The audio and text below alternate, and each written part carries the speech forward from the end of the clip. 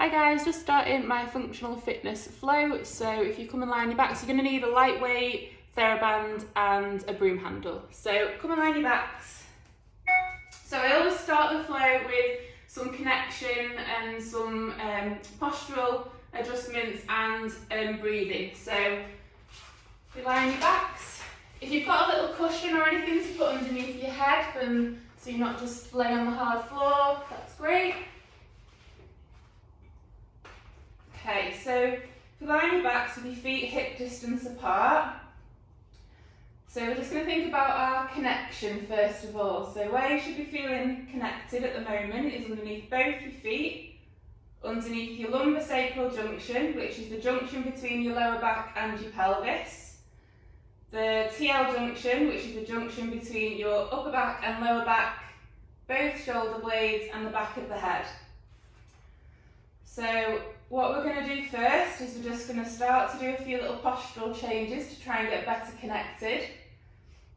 So I just want you to think about your feet and whereabouts you're feeling that connection.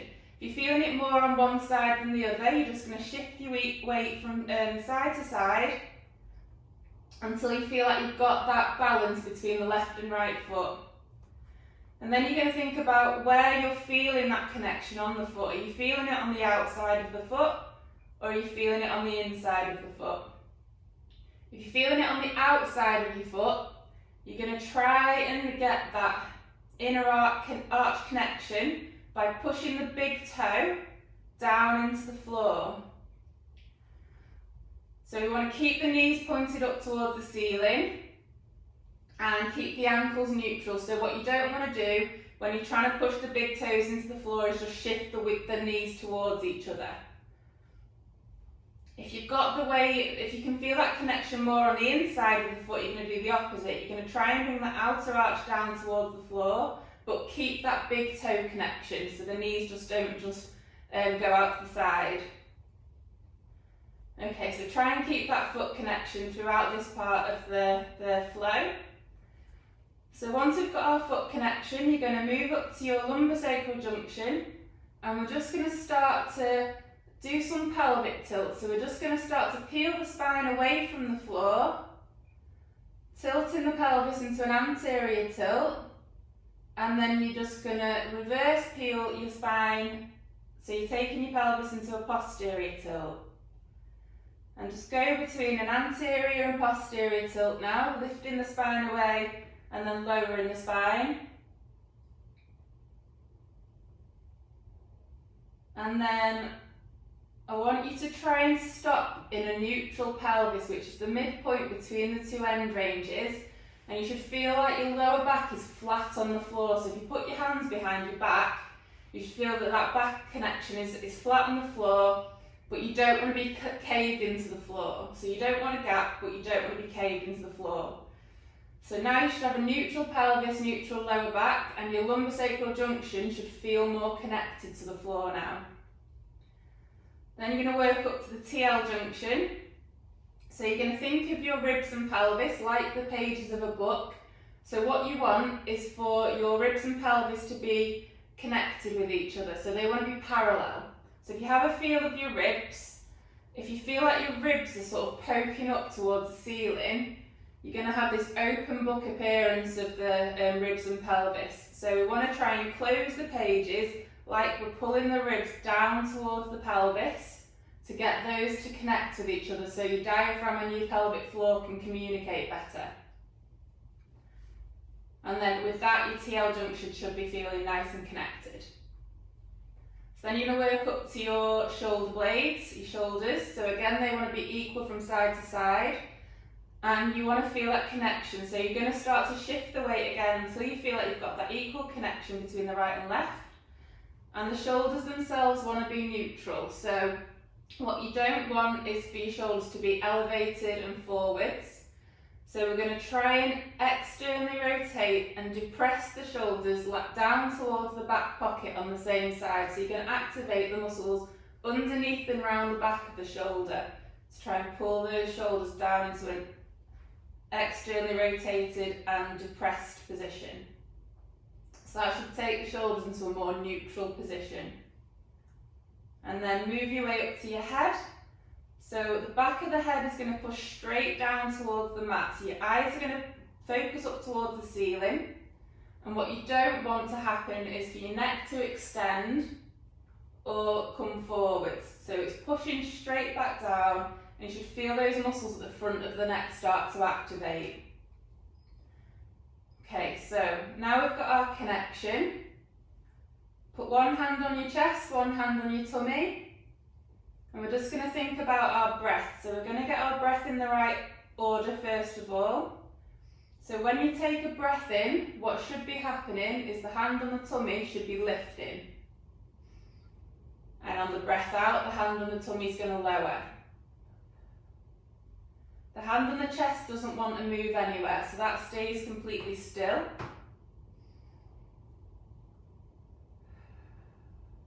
So really try and visualise what's happening. So visualise it, think about it, feel it. Feel that hand on the tummy lifting on the breath in and lowering on the breath out.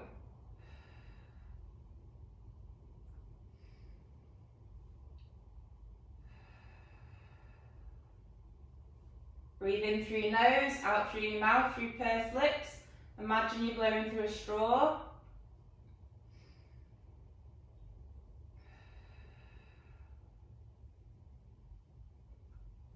So what we're trying to teach you now, I'm just trying to teach you how to diaphragmatically breathe and not breathe up into your chests.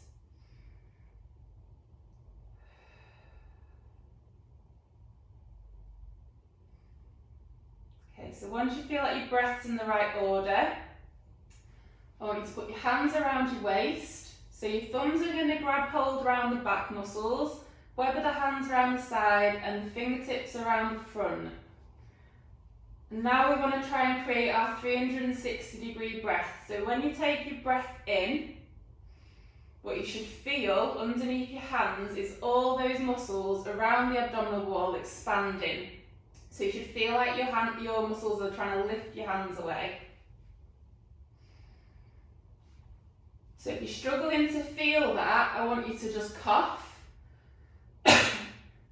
And then when you cough, you'll feel all those muscles expand outwards, and once you've done that, it kind of lets your brain know where those muscles are.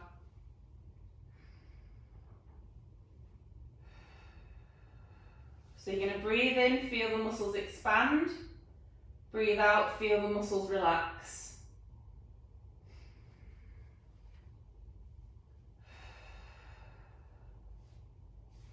You want to feel it's equal from front to back and from side to side. So if there's any area that you're struggling with, give it a prod, give it a poke, cough again if you need to.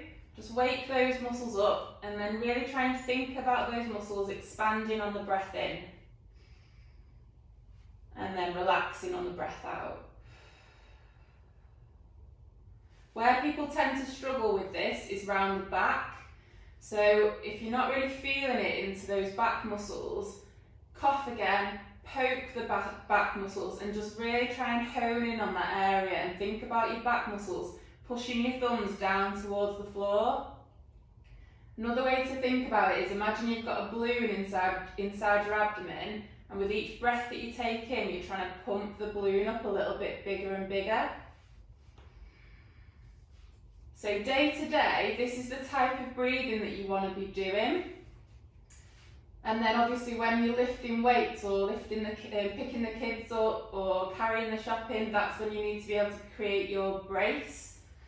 So now we've got the 360-degree breath, we're going to do the brace. So a brace isn't a clench or a tense and you're not sucking your belly button in. The brace is an outward push. So you're going to take your 360-degree breath in, and then before you take your breath out, I want you to do an outward push, like you're imagining that you're about to fart, or imagining that you're about to go to the toilet.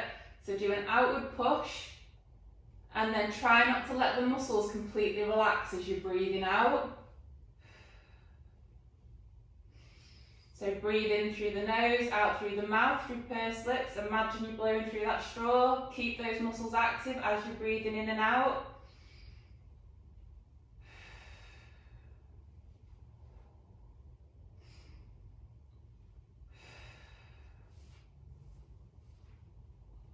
Let's do a couple more breaths.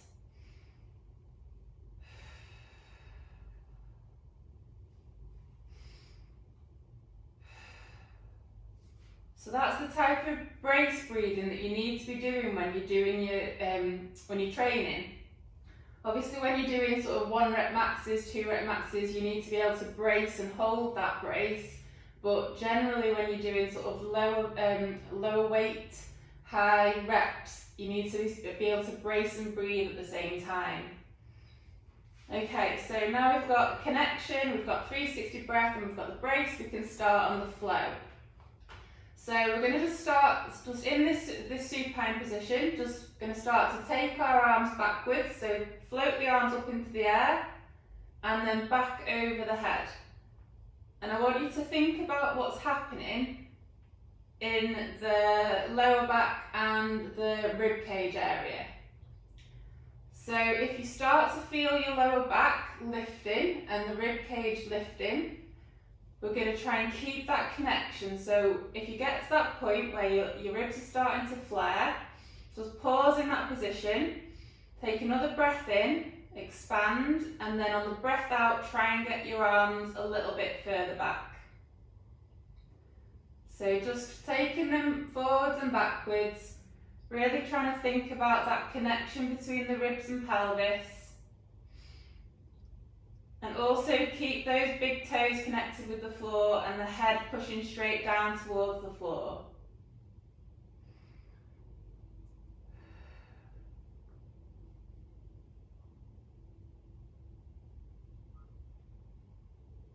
So we're just warming the shoulder movement up at the minute.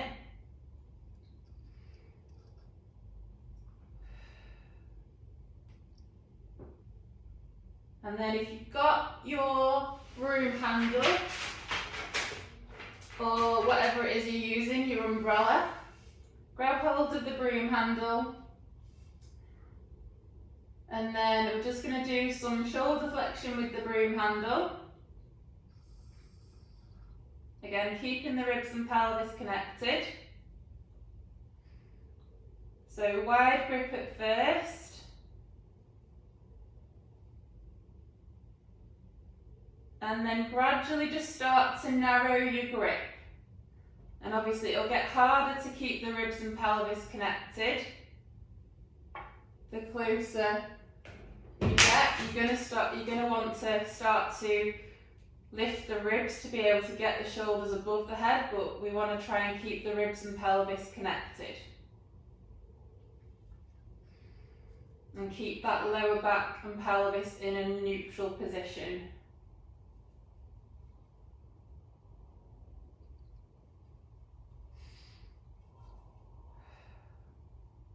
As you're doing it, if you get to a point where your ribs are starting to lift, again, just pause in that position.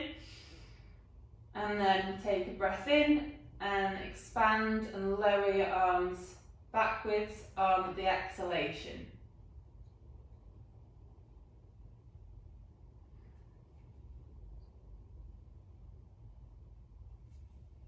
Okay. So now put your arms above your head and keep them in that position. Keeping the ribs and pelvis connected. And then you're going to start to lift one leg up into the air and lower it back down, and then lift the other leg and back down. This movement wants to come from the hip. It doesn't want to come from the lower back and pelvis. So if you feel like you're starting to arch your back or your pelvis is starting to tilt forwards, you're going to need to create your 360-degree breath and your brace and control that movement so it's just coming from the hip.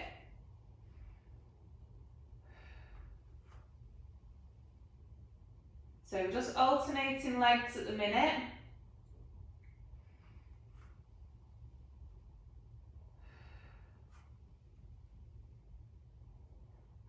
And then I want you to start to lift both your legs at the same time. So you're going to need to create that 360 breath and a bit more of a brace to lift the legs. And I really want you to think about what's happening in your pelvis and your lower back.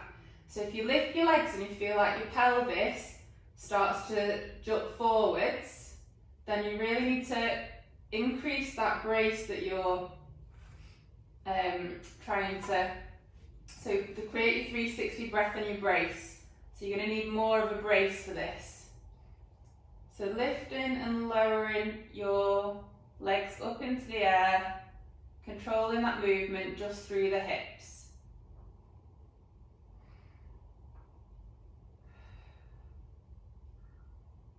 Keep your ribs and pelvis connected.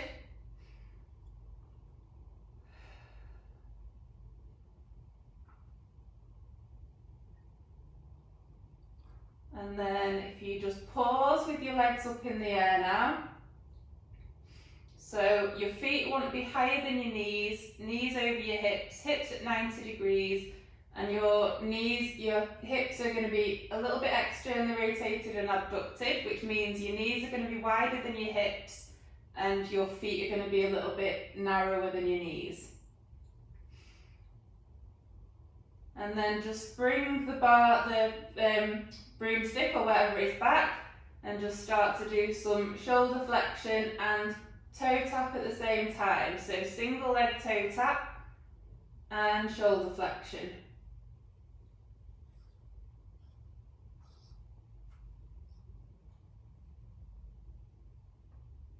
We want to keep that lower back flat on the floor, neutral pelvis, neutral lower back.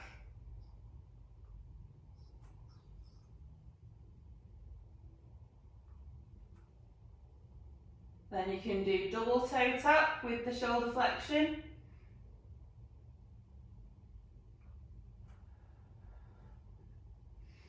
Keep breathing in through your nose, out through your mouth, through your pursed lips. Keep creating that brace.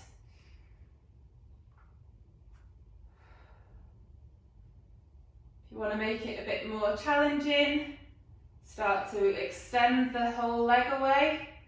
So you're extending the hip and the knee. So single legs initially. Again, try and keep that lower back connected with the floor. Neutral pelvis, neutral lower back, ribs and pelvis connected. And to make it more challenging, you can do double legs.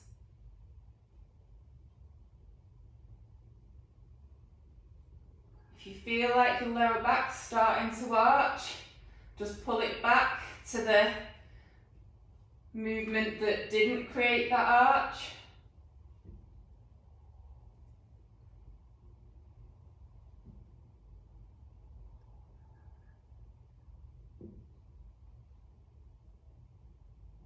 Just do a couple more.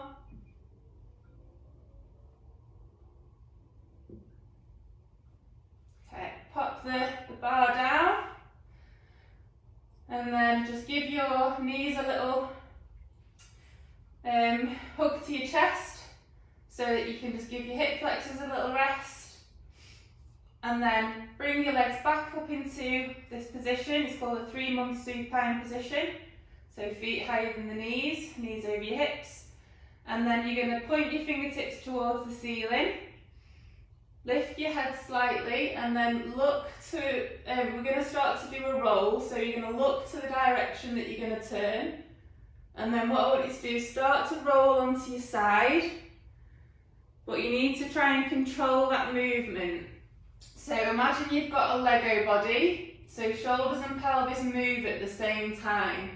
So what you don't want to happen is you don't want to go pelvis then shoulders or shoulders then pelvis, and you don't just want to flop onto your side and then you're going to roll onto your back again and you're going to roll to the opposite side. So we're controlling that movement.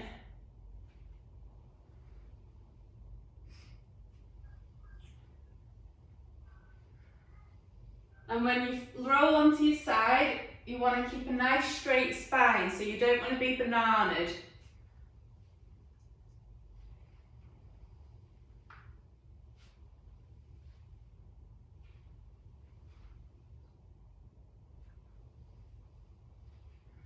So just rolling from side to side, nice and controlled.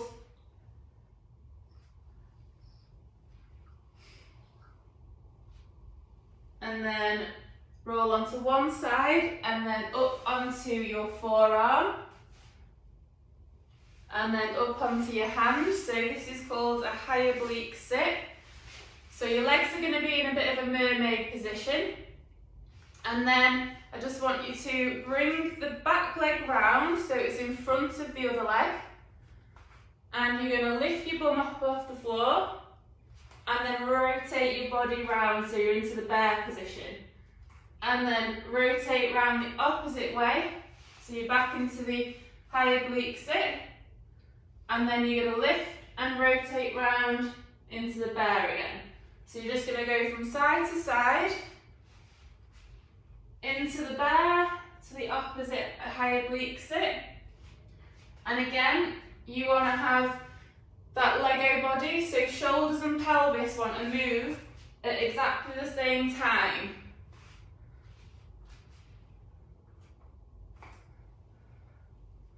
So rotating side to side.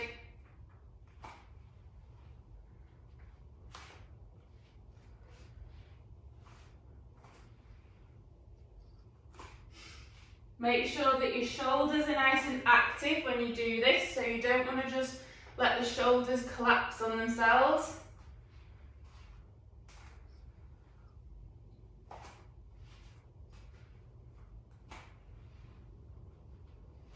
Just do a couple more. And then come into your bear. Lower your knees down into a quadruped position. And then you're going to go down into, it's called a low quadruped position. So your forearms are going to be on the floor. You want about 90 degrees to 120 degrees of hip flexion.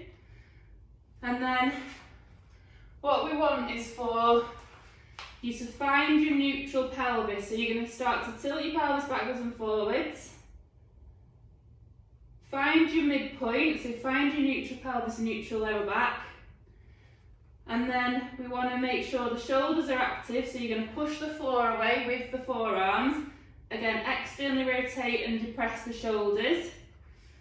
And then you're going to try and lengthen your spine, so lengthen your upper back so that you're not in this sort of rounded position. So we want to pull the upper back down towards the floor, but don't lose the lower back, so you don't want to go into an anterior tilt. So you're going to try and keep your neutral pelvis, neutral lower back, and flatten off the upper back. So this is really good for helping to improve that thoracic extension. So if you lack that mobility in thoracic extension, when you do squats, if you've not got that movement, you tend to go into an anterior tilt and into lumbar extension. So we want to try and improve that thoracic extension without losing the lower back. Once you've got that position, you're going to start to hinge your hips backwards. So you're going to move your bum backwards and you're going to fold the hip.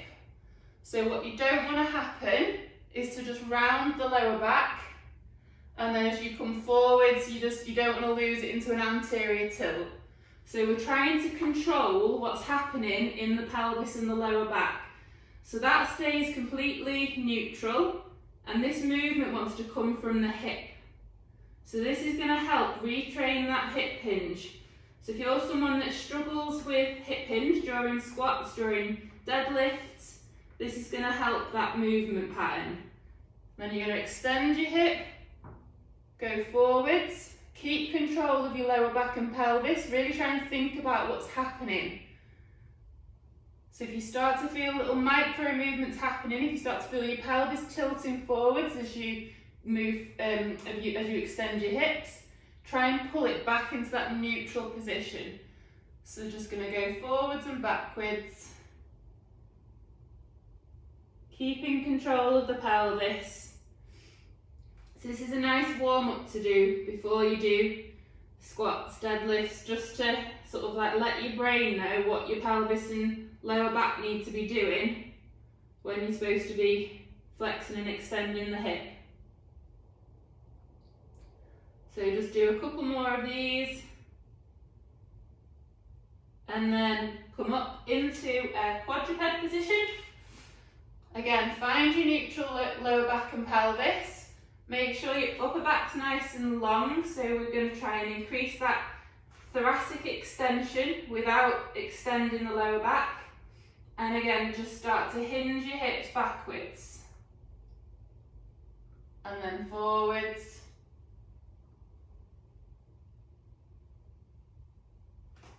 So this is where the body awareness training comes in. So extending and flexing the hip, keeping control of your pelvis and your lower back. It's quite good to do these in front of a mirror or in front of your phone so that you can actually see what's going on with your pelvis. And then what I want you to do now is you're going to extend your hip. So we're sort of going to go into a kneeling press up position. And then you're going to make sure you've got your neutral pelvis and neutral lower back, and you're lengthening through the spine, so you're not just rounded through the upper back and you're not letting your pelvis drop to the floor. So neutral pelvis, neutral lower back. And then we're just going to do some really slow press ups, keeping control of the pelvis and lower back. And then as you come up, again, keep control of your pelvis and lower back. So what people tend to do with push-ups when on the pushing up is extend the lower back. And if you do that often enough, it can cause an issue. So control your pelvis, control your lower back. Slowly lower and lift.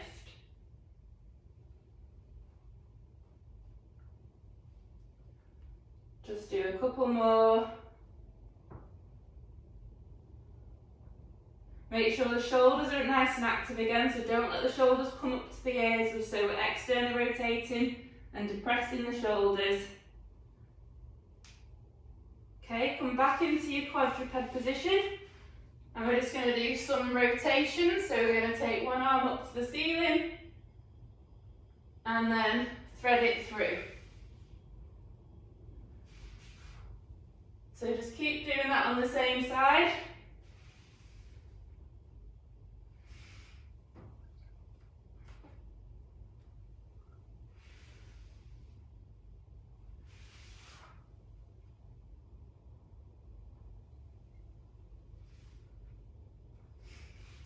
When you're in that top position, if you want to get a little bit more rotation, take a breath in, and then on the exhalation, just try and rotate a little bit further around.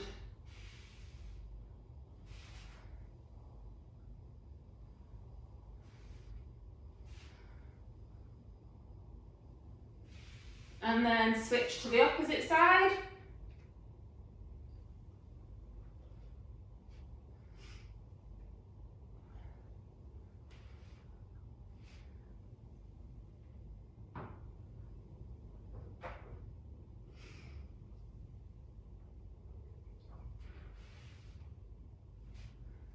Just do a few more on this side.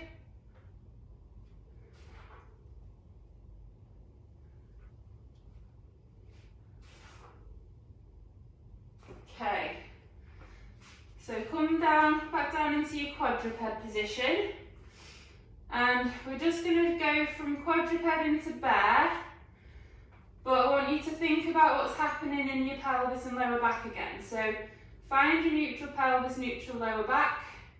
Make sure your spine's nice and lengthened, so your upper back's nice and lengthened, your neck's not going into extension. Create your 360-degree breath, and then you're just going to lift your knees off the floor. What you don't want to happen is to think about what's happening in the pelvis. If you feel like your pelvis just tilts forwards, you've not created that brace appropriately, so control the pelvis. So you're just going to lift and lower. Lift and lower. So we're going between bear to quadruped.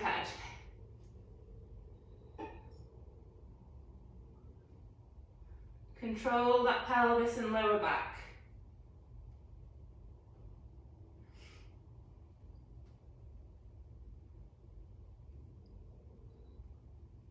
Just do a couple more.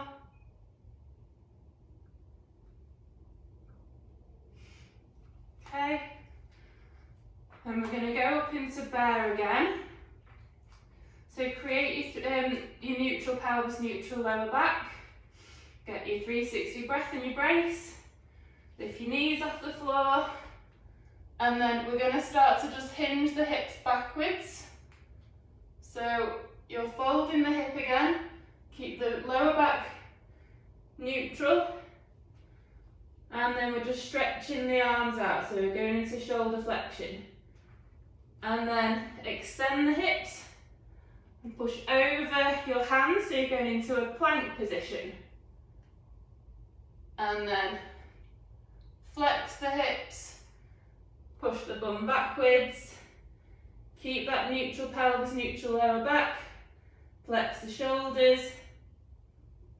and then slowly come forwards again into the plank. Keep lengthening through the spine as well, try not to let the upper back round. Just do a couple more.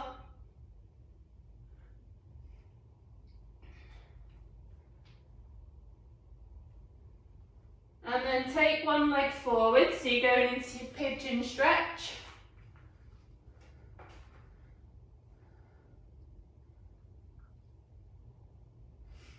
Just hold that position.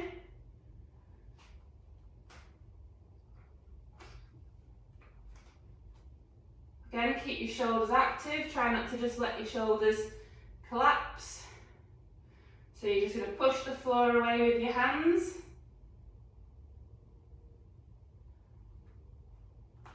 And then take that leg back into a downward dog position. So we're going to have straight legs, straight arms, fold in at the hip, lengthen through the spine, and then take the opposite leg forwards into the pigeon stretch.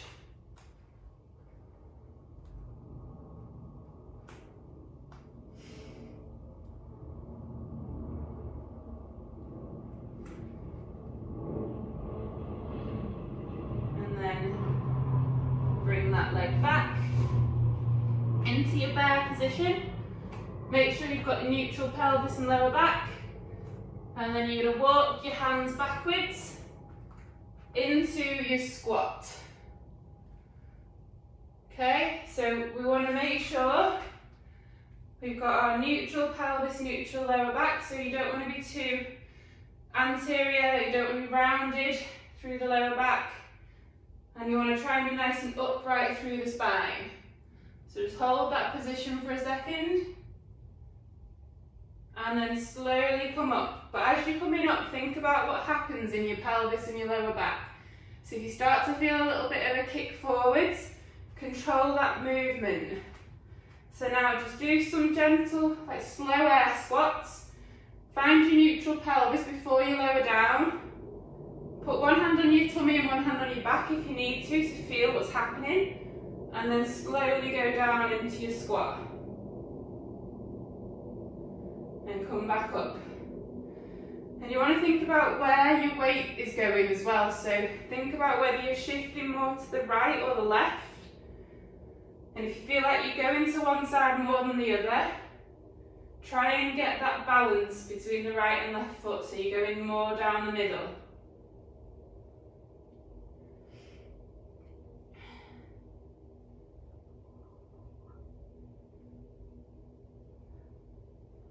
And then grab hold of your broomstick, put it behind your head, then behind your neck. And we're just going to do back squat, push the bar up into the air, to front squat, up into the air, to back squat, but really slow. So we're really controlling and thinking about what's happening in the pelvis and in the lower back. So down, Push it up to the front, down, and as we're pushing the bar into the air, or if you've not got anything, just do it with your hands. Think about your ribs and pelvis, so keep your pelvis and ribs connected. So what you don't want to do is push up and extend the lower back and flare the ribs. So keeping that connection, keeping neutral pelvis, neutral lower back.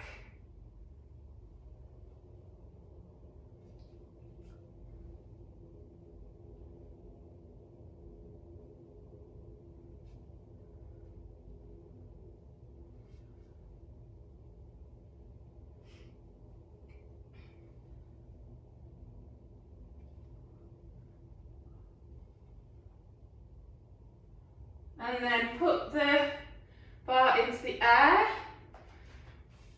get a bit wider, and we're just going to do some overhead squats. So again, find your neutral pelvis first, neutral lower back, ribs and pelvis connected, and then slowly down into your overhead squat. And think about, just constantly thinking about what's happening in your body.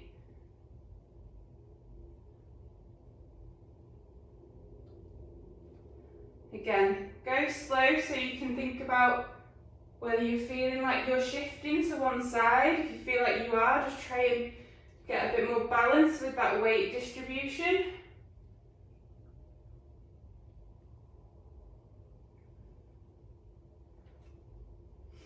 Let's do one more. And then bring it down into your deadlift position. Or the top of the deadlift position, should I say. You're going to find your neutral pelvis again, neutral lower back, and you're just going to start to hinge your hips.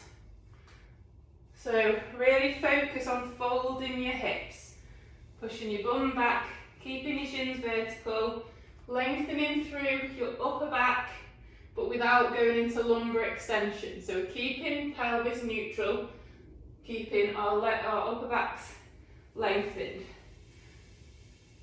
And up. And just concentrate on keeping that good position of the pelvis and lower back on that flexion of the hip and extension. So control that movement.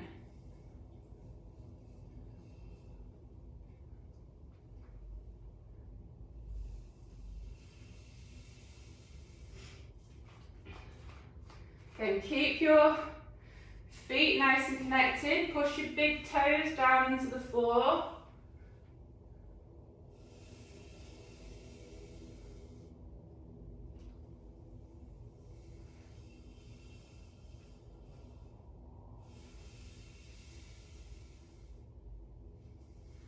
If you've got your TheraBand,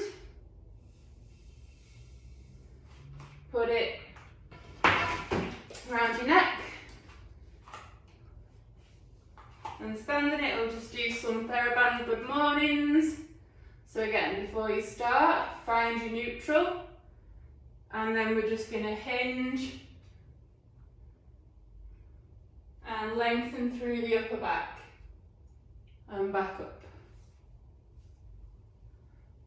So I like to sometimes put my hand on my back and my tummy just to see what's happening. Obviously you can't do that when you're lifting weights, but this is all about body awareness training, just trying to get a little bit more body aware of what's happening when you're doing these movements.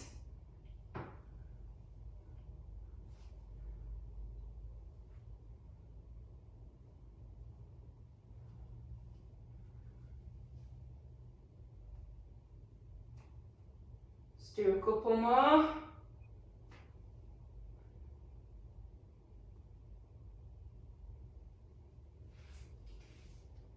Pop the band to one side. Then you're going to go down into your squat. So find your neutral, down. Pop your hands on the floor. Walk your hands forwards. Take one leg forwards into a tripod position. So what we're going to do now is, in this position, you're going to start to hinge your hips backwards. I'll turn this way so you can see. So you're going to be lengthening the hamstring on the side where the leg's stretched out. But be careful with your back knee, so only go as far back as your back knee will allow. If it feels uncomfortable, just take your front leg a bit further forwards and then just go back a little bit, just so you can feel that lengthening through the hamstring. And again, try and lengthen through your upper back, so keep your back nice and flat as you're going backwards. So we're hinging from the hip and lengthening through the spine. Keep your necks nice and tucked in as well, so you don't want to go into neck extension. So hinging backwards and forwards. Feel that lengthening through that front leg.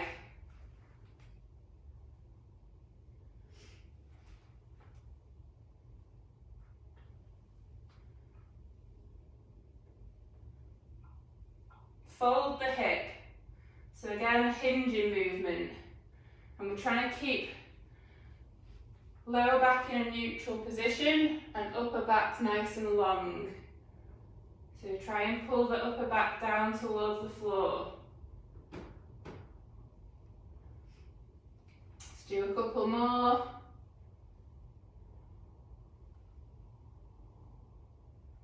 And then you're going to go from a tripod position into a high kneel position.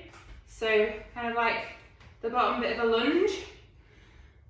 And the position is really important. So you don't want to be too narrow with your foot. So you want to bring your foot to the side. Hip flexion is a coupled movement with abduction and external rotation. So if you're too narrow, you're going to end up having a wonky pelvis. So bring your foot to the side so it creates enough space in the hip. And then what you want to do is pull the pelvis so it's parallel with the floor. So rather than, if you put your hands on your hips and think if you're feeling a bit wonky, try and bring the pelvis down so that your pelvis is parallel with the floor. And then you want a neutral pelvis, neutral lower back. Make sure your foot's fully connected, big toe pressing into the floor. And then as we stand, your knee's going to track your second and third toe. So we're slowly going to lift, and then back, and then slowly lower back down. Your pelvis wants to stay facing forwards. So what we want to try and avoid is pelvis shooting out to the side, knee caving in. So you need good balance as well. So pelvis is staying forwards, knee tracks the second and third toe, and pelvis stays level with the floor. So try and go nice and slow. So don't be too narrow with your feet, especially when you bring it back. People are going to tend to try and come narrow. So bring it out to the side. So you've got that space in the hip to be able to go down and keep the pelvis level with the floor. Slowly down. If you want to make it a bit more challenging, grab your light weight, put it into a goblet position,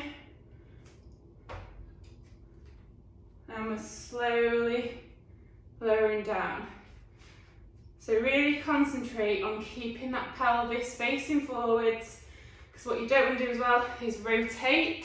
So people tend to come down and they'll start to rotate, or they'll start to come out to the side. So we're really trying to ingrain good movement patterns. So when you're doing any kind of lunging or any kind of single leg work, try and think about these principles. You'll get much more effective muscle activation if your joints are in the right position. Let's do a couple more on this side. and also less likely to injure yourself if you're activating the muscles the right way.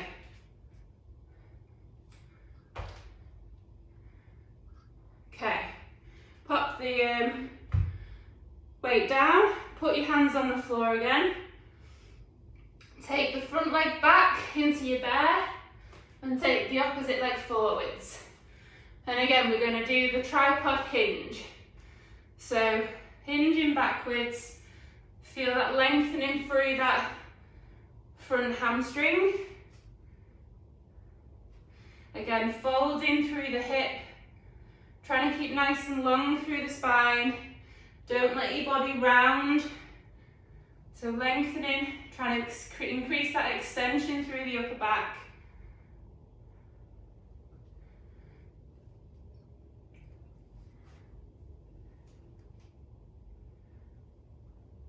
Nearly done now.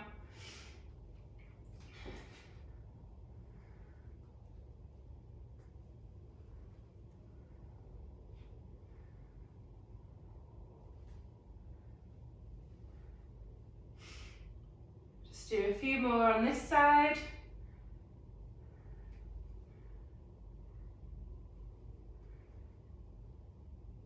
And then come up into your high kneel position again.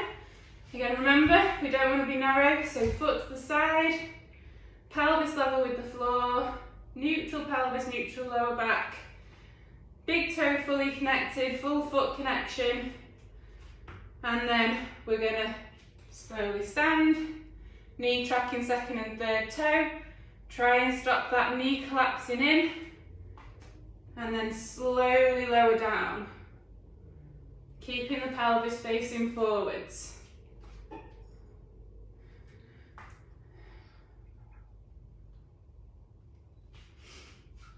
Try and lower it down for sort of 3 seconds so you're not rushing that movement.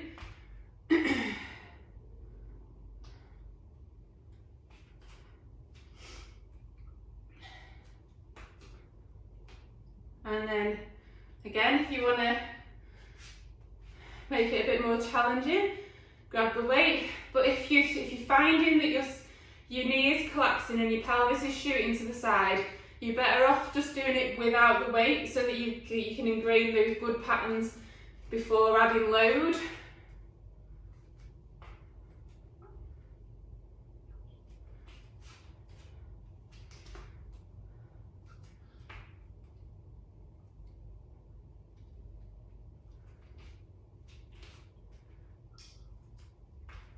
Just a few more.